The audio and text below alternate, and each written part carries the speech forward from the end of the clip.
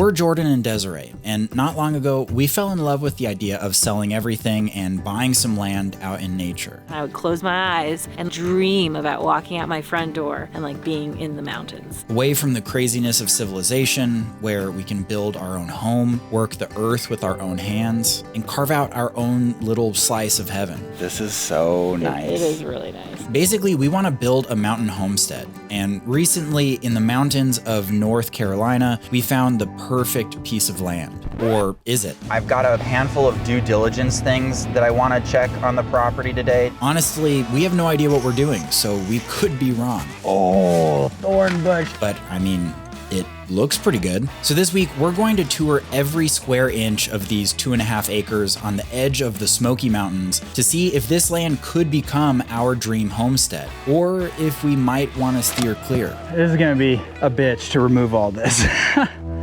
Okay, it's a bit of a rainy morning here in Bryson City, and we're getting ready to go get a new truck. So when we bought our truck over here, I wanted the most basic possible Chevy Silverado that was in good condition and relatively new. So we got a 2021, but we got it 2-wheel drive. That was a mistake, because now that we've been here in Bryson City for a bit, we realized that 4-wheel drive is kind of a necessity. It is gnarly. We're gonna see if your truck makes it up here if we get So we found a truck that's basically exactly the same mileage, same year. It's just got 4-wheel drive, and we've already got a buyer for this truck, my dad. So it's gonna work out perfect. But the problem is we wanted a certified pre-owned 2021, something like 40,000 miles, and we found one 3 hours away.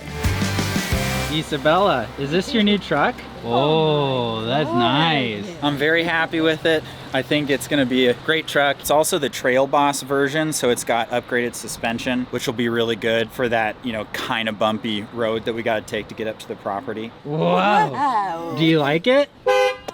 Good job. So now we got 3-hour drive back to Bryson City. All right, well, I'm just about home. Man, it feels so good to get here and know that I'm calling this home. Getting away from the cities and getting into the mountains and seeing the rivers. It is such a cool feeling, man.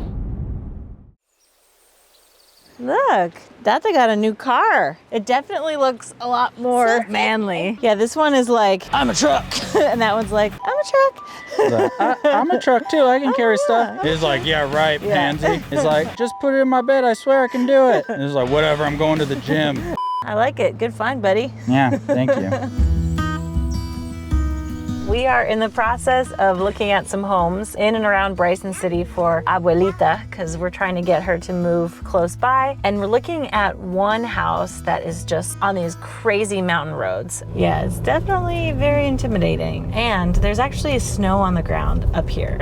Please, please, please, please, please, please. Okay. Please. It's okay, we're going backwards, but it's okay. I think we're just gonna walk to the top from here. Hopefully the car's still here. It hasn't rolled down. God. Oh my God, that view is nuts. I was on the deck and I'm thinking, okay, with my coffee here. You probably just never leave, huh? Look at all the snow, Isabella. Is this Abue's home? Is this Abue's house? Oh my gosh, this is gorgeous. How is this house not sold yet? Well, you saw the road that you came up, and a lot of people are from Florida, and we call them flatlanders. Yeah. And that's a lot of the problem is the Yeah, road, because yeah. I think it could have sold 1,000,000 times. Wow. It's beautiful. Isabella, look at the bathtub. It's huge. Did you see the jacuzzi or the hot tub, Mom? Yeah, I did. Oh, Yay, Isabella's swinging. Wow, I mean, this is, wow. yeah, look at that view. Oh, man. It's beautiful, but how do I get up here? I know. Okay. Have to upgrade your car.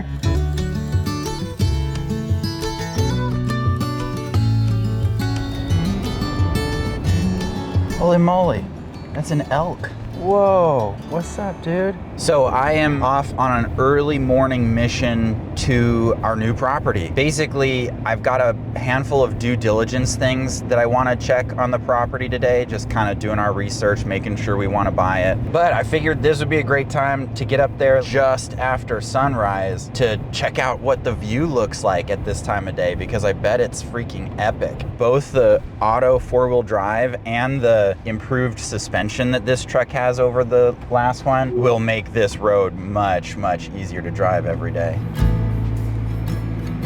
Dude, this view gets me every freaking time. This is so beautiful, man. I can't believe that we might own this property.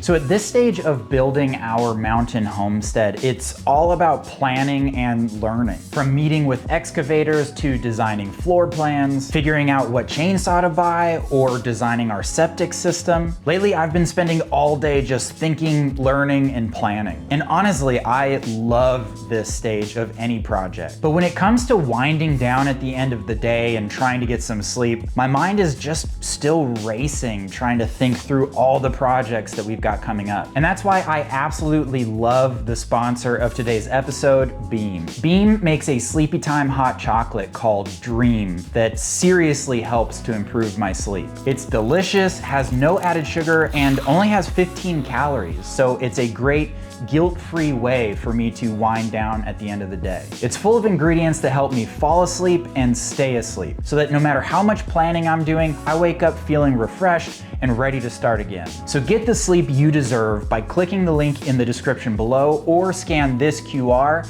and use code Atticus at checkout to get up to 35% off.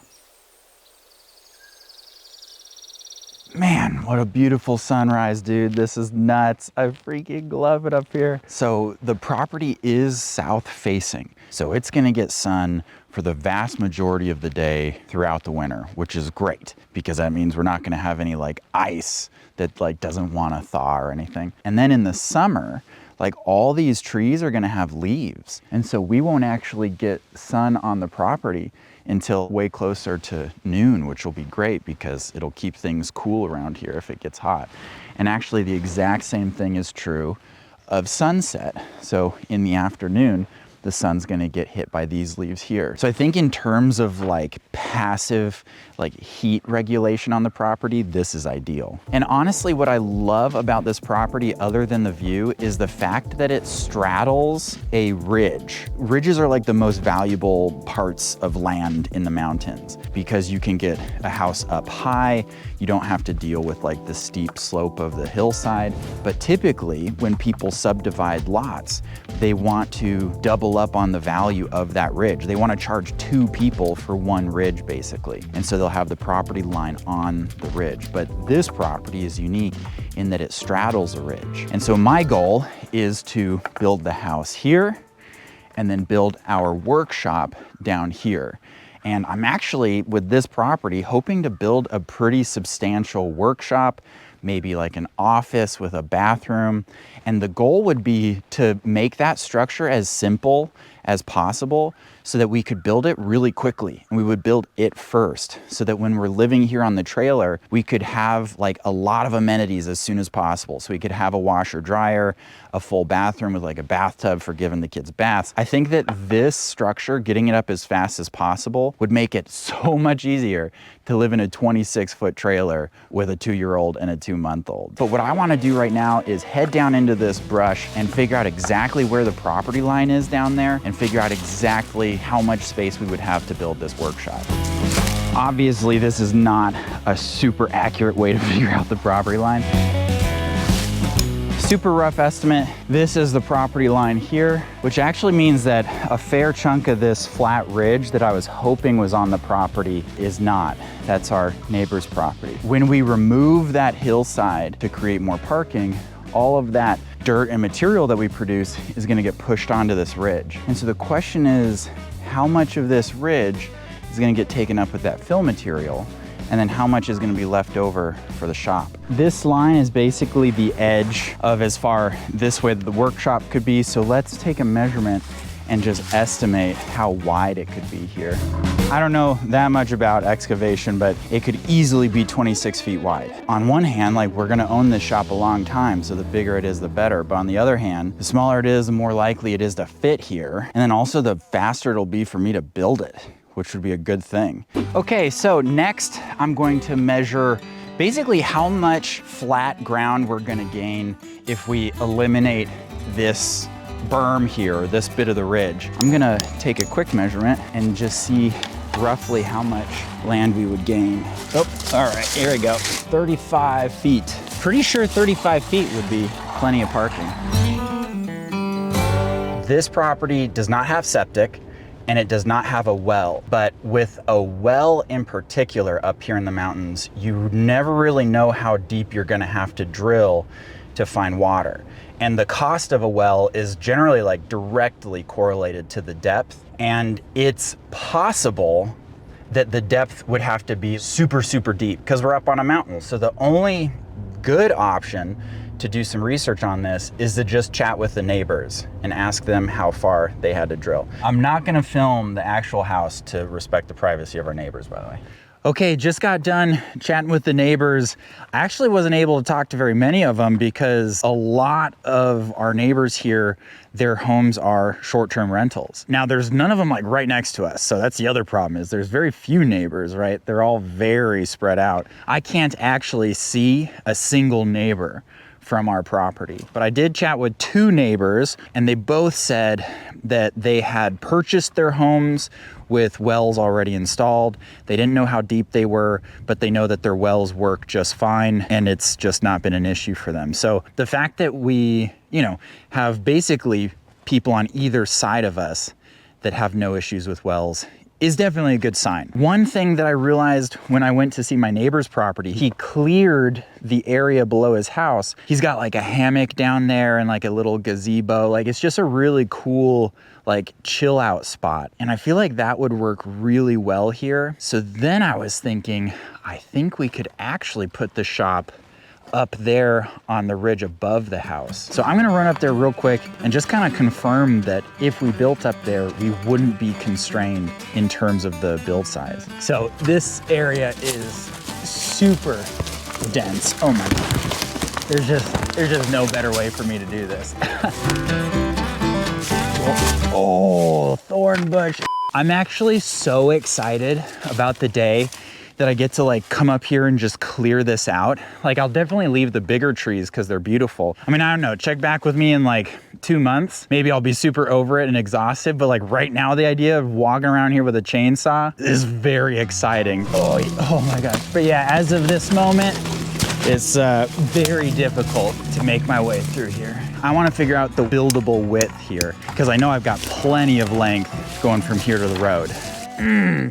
See if we can get around. Oh my God, it's all over me. The thorns are getting me so good. Okay, well, what fun would an amateur survey be if you don't bleed? So that's an easy 35 feet wide. The more that way we go, the more we'd have to dig into this hillside. So if we could do 35 feet at the longest dimension and then try to minimize the dimension going that way, I think that could work out pretty well for us.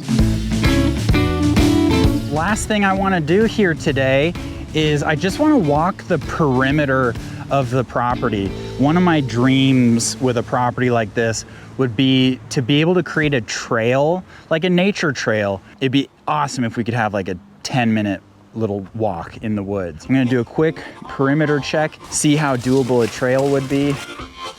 Well, so far it's very clear that we could do a trail here because I mean, I'm not having a hard time of it and there isn't a trail. A couple switchbacks going down, a couple switchbacks going back up. I think that could be pretty killer.